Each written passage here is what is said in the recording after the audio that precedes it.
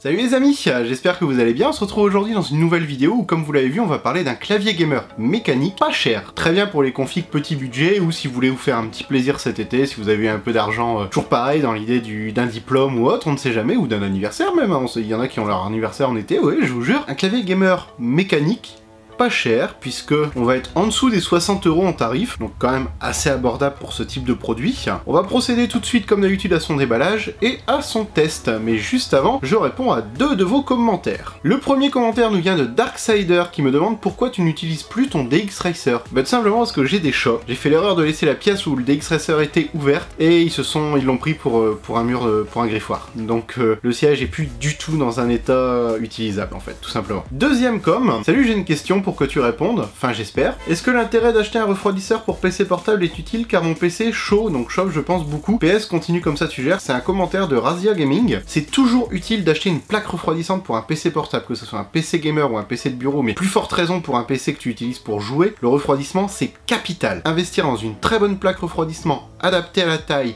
avec des bons ventilateurs, c'est hyper important, tout simplement. Donc on reprend tout de suite avec notre fameux clavier mécanique. Dans la boîte, on va retrouver le guide d'utilisation, un mini CD, un petit outil pour retirer les touches, et le clavier. Une des bonnes surprises du clavier pour son prix, c'est sa finition, puisque en effet, le dessous va être plastique, mais sur tout le dessus, on est sur une plaque aluminium. L'avantage, c'est que ça va apporter une bonne rigidité à l'ensemble, une bonne solidité du coup, et un peu de poids en plus. Donc une meilleure stabilité sur le bureau, et ça c'est vraiment très appréciable. Après, au niveau du design, on est sur des touches très classique, avec le logo en plein milieu du clavier, juste le tour du clavier où l'aluminium n'est pas peint en noir, il est laissé brut, qui offre un reflet au niveau de la lumière, et c'est assez sympa, ça fait son petit effet. Sur le dessous du clavier, on va retrouver 4 patins antidérapants, 2 petits pieds pour le lever, et un système de passe-câble qui vient sur les profils arrière du clavier et qui sort vers l'arrière. Donc on a 2 sorties vers l'arrière du clavier. Comme je dis à chaque fois, c'est quelque chose que moi j'utilise pas. Si jamais vous l'utilisez, n'hésitez pas à le dire en commentaire, on ne sait jamais. Le fait qu'on nous donne le petit outil veut dire qu'on peut enlever les touches, ce que je me suis pas gêné de faire comme vous voyez, pour vous montrer qu'en dessous c'est bien des switches mécaniques bleus, donc des switches clicky. L'avantage c'est que si vous avez un site où vous savez que vous pouvez acheter des touches à la bonne taille et adaptées, vous pouvez vous faire plaisir à les changer, à le tuner un petit peu. C'est pas fourni par assez gamme, mais ça existe, donc pourquoi pas modifier le clavier à votre goût après, ça c'est tout à fait envisageable. Le câble pour le brancher, lui, est pareil, standard, un câble en caoutchouc tout simple, je pense que c'est ce qui permet aussi de regagner un petit peu sur le prix. On a un filtre antiparasite et quand même un USB plaqué or au bout, c'est toujours ça de prix. En bonus avec le câble, on a le droit à un petit scratch, ce qui va nous permettre de faire un mini câble management si le câble est vraiment trop long par rapport à la position du PC. Une fois connecté, l'avantage c'est que vous n'avez pas besoin de logiciel pour le faire fonctionner, il va automatiquement être détecté, installé, et vous pouvez gérer le RGB directement sur le clavier.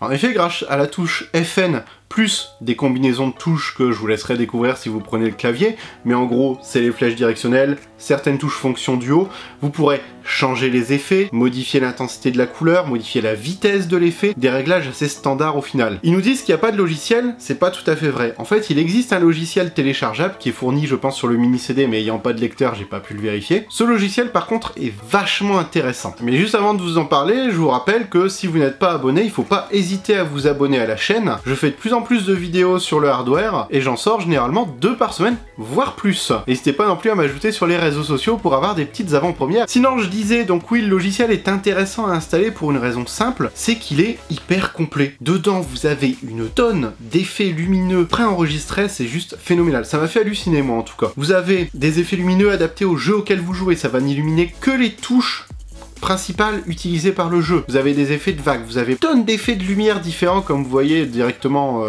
sur la vue là. Et ça m'a surpris parce que d'habitude on a quelques effets, le reste c'est à télécharger ou à créer soi-même, et bah là non, là il nous gâte dès qu'on l'a. À l'utilisation, et bah écoutez, c'est pas mal. Ça réagit correctement, l'anti-ghosting fait bien son travail, le rétroéclairage est propre, donc dans une pièce sombre, ça fait le boulot. Le clicky par contre, je vous le fais. Je précise que là je suis à plus de 30 cm du micro. Donc, à mon avis, si jamais ça vous jouez avec quelqu'un à côté de vous, ou dans une chambre, ou dans un salon, ou autre, le clavier, vous risquez de vous le manger dans la tête. Je vous ai prévenu au moins. Autre inconvénient, c'est là qu'on voit la différence entre un clavier de ce prix-là et un clavier plus haut de gamme. Je sais pas si vous allez l'entendre, je vous le fais.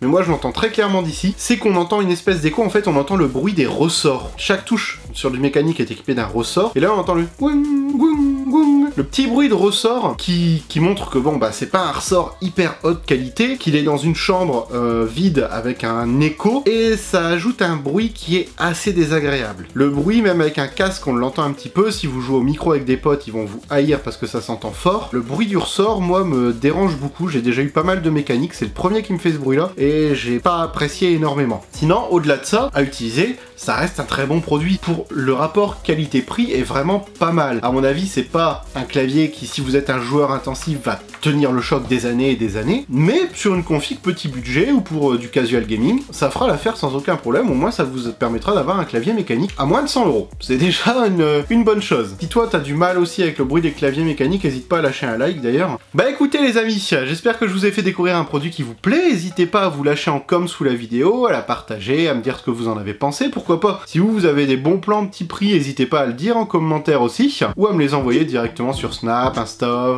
Twitter, Facebook, n'importe où vous souhaitez. De toute façon, je vous réponds, il n'y a pas de problème. Et on se retrouve très bientôt dans plein de prochaines vidéos. Ciao les geeks!